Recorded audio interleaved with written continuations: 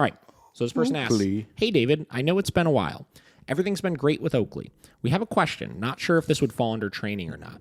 He is afraid of thunderstorms and fireworks, and the only thing that seems to help is some meds from the vet. The last week, Oakley has been waking us up around 2:30 a.m. with the same panting and shaking he does when he's scared. We talked to our vet, and they have us trazodone to try it, or they gave us trazodone to try it. It worked one night, but hasn't really the others. Is this something you suggest, or do we need to come in for a training for it? So I tried to get some further information on it. So my first thing when I read something like this and I hear that my dog is afraid of something and meds are the only thing that helps, my first question is, when the dog is afraid, what does the dog do?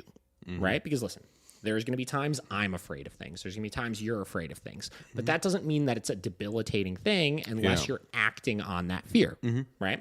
So I asked, turns out, he pants, he shakes, and he paces around uncontrollably. So which of those three things is the problem? The pacing around uncontrollably, because he's doing it in the middle of the night, which is waking them up. It's not allowing them to sleep, and because he's getting himself all worked up from it, right?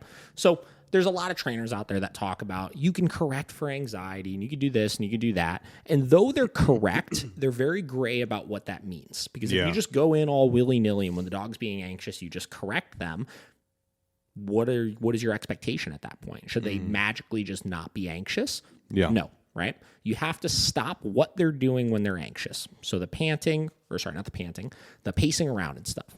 So I explained to them, I was like, all right, go in, get your e-collar, obviously, and you're going to start isolating the specific behavior of the pacing around, right?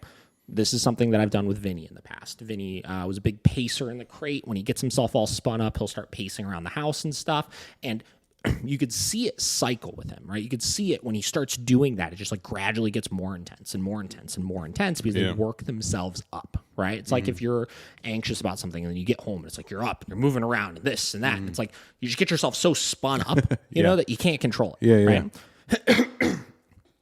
So what I told him to do is give that correction for it and stop the pacing first. What that's going to do is that's going to stop his head from like 100% spinning around and focusing on firework, noise, thunderstorm, this, that, do.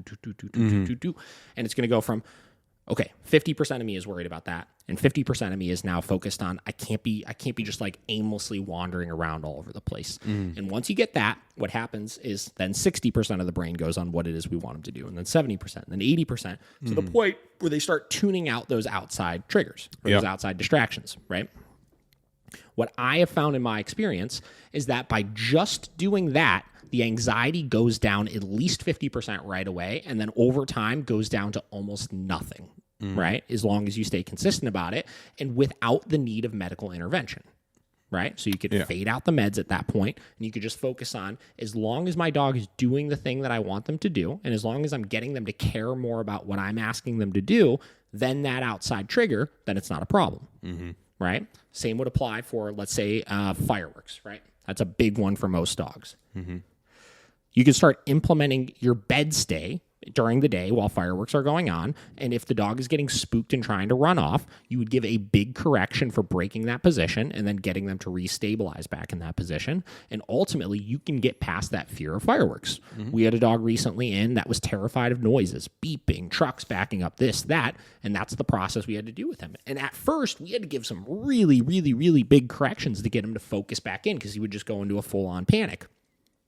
Over time, after we continued to drill that with him, we were at a point where we would put him into a position, we would turn on those noises, or we would go near some of those sounds that typically would cause him to go into an absolute frenzy, and he would notice it for a second, then focus back in on what he was doing. And we were able to tackle that impulse of the fear causing him to just dart and freak out. So always focus on, when you're dealing with fear-based behaviors or anxiety-based behaviors, what is the thing the dog does when they're nervous? What is the thing the dog does when they're scared? What is the thing the dog does when they're anxious? So that's how we would work through that. And I believe she messaged back saying all is well since addressing that. Perfect. So basically, the big gist of it is getting your dog's mind off what they're afraid of. Yeah. You know?